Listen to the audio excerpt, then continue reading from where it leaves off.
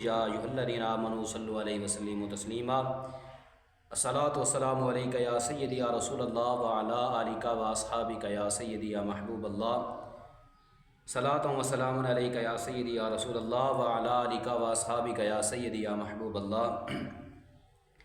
اللہ تبارک و تعالیٰ کا فضل و احسان کہ آج ہم اپنے فارسی قاعدہ کا 5واں سبق پڑھ رہے ہیں، اور اس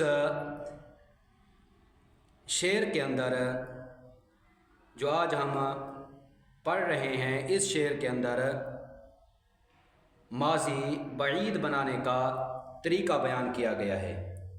تو چلو ہم شعر پڑھتے ہیں۔ شاعر نے فرمایا، بود جب ماضی پہ آیا اے سعید، یاد رکھ وہ بن گئی ماضی بعید۔ شاعر نے اس شعر میں ماضی بعید بنانے کا طریقہ بیان فرمایا ہے۔ ماضی بعید بنانے کا طریقہ کیا ہے؟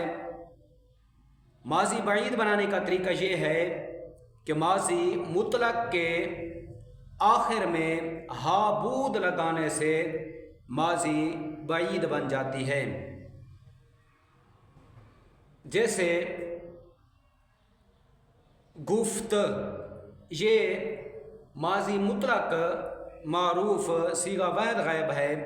جب ہم اس گفت کے آخر میں ہا بود لگائیں گے تو یہ بن جائے گا گفتہ بود۔ اسی طرح ہے پرورد، یہ ماضی مطلق ہے، اس کے آخر میں ہا بود لگائیں گے تو یہ بن جائے گا پروردہ بود، تو یہ ہماری ماضی بعید بن گئی۔ اگلا شعر ہم پڑھتے ہیں۔ اگلے شعر میں ماضی احتمالی بنانے کا طریقہ بیان کیا گیا ہے، اور اس ماضی احتمالی کو ماضی احتمالی بھی کہتے ہیں اور ماضی شکی بھی کہتے ہیں، اور ماضی تو اب ہم اس ماضی احتمالی کے بنانے کے متعلق، اس کے قاعدے کے متعلق شاعر نے جو شعر بیان فرمایا ہے وہ یہ ہے کہ اے جب ماضی پہ باشد اے ہمام، احتمالی اور شکیہ ہو نام۔ شاعر نے اس شعر میں ماضی احتمالی بنانے کا طریقہ بیان فرمایا ہے۔ ماضی احتمالی بنانے کا طریقہ یہ ہے کہ ماضی مطلق کے آخر میں ہا باشد لگا کر ماضی احتمالی بنائیں گے۔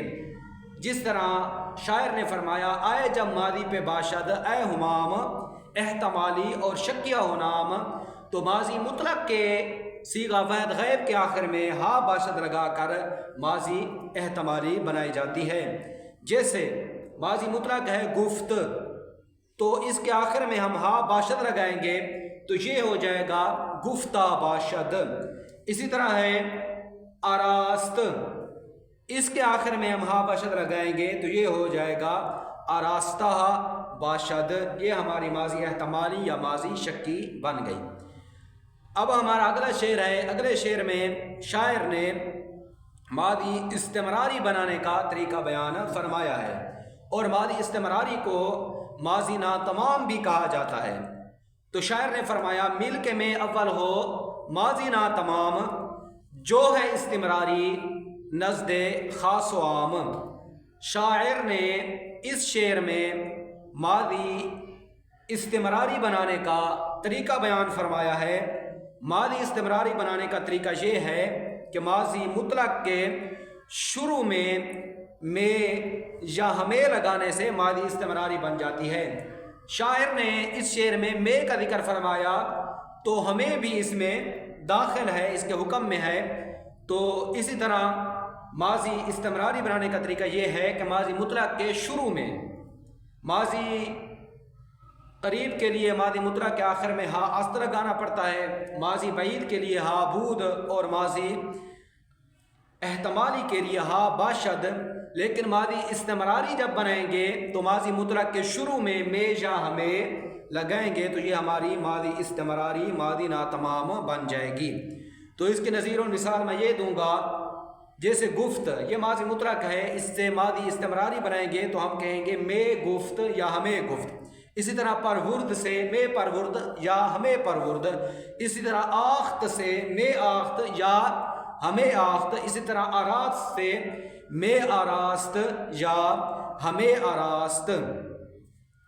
یہ ہمارا ماضی استمراری بنانے کا طریقہ ہے۔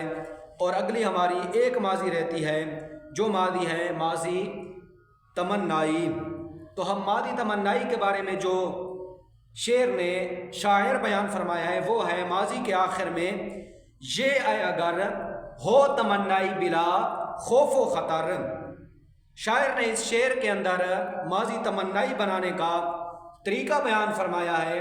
ماضی تمنائی بنانے کا طریقہ یہ ہے کہ ماضی مطلق کے آخر میں یہ بڑھانے سے ماضی تمنائی بن جاتی ہے، جس طرح گفت سے گفتے، پرورد سے پروردے، آراست سے آراستے، آخت سے آختے، یہ بن جائے گی ہماری ماضی تمنائی۔